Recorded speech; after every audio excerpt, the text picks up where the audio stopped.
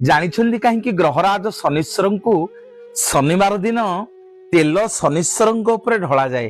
ତାର କାରଣ ହେଲା ଭକ୍ତବତ୍ସଳ ହନୁମାନ ଆଜ୍ଞା ଯେତେବେଳେ ଲଙ୍କାରେ ପହଞ୍ଚିଲେ, ଦେଖିଲେ ରାବଣ 9ଟା ଯାକ ଗ୍ରହକୁ ଆଣିକି ବନ୍ଦୀ କରିକି ରଖିଛି ଏବଂ ଗ୍ରହରାଜ ଶନିଙ୍କୁ ରାବଣ ତା ପାଦ ତଳେ ରଖିଛି ତା ପୁଅକୁ ଅମର ଅଜୟ କରିବା ପାଇଁ।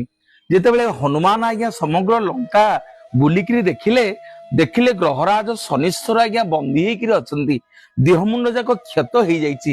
ସେଠି ହନୁମାନ ଆଜ୍ଞା ନିଜ ହାତରେ ସୋରିଷ ତେଲ ଆଣିକିରି ଶନିଶ୍ଚରଙ୍କ ଦେହରେ ବୋଳିଲେ, ଯେତେବେଳେ ଗ୍ରହରାଜ ଶନିଶ୍ଚରଙ୍କର ସମସ୍ତ ଘା ଶୁଖିଗଲା, ଉପଶମ ମିଳିଲା, ଭାରି ଖୁସି ହେଇଗଲେ।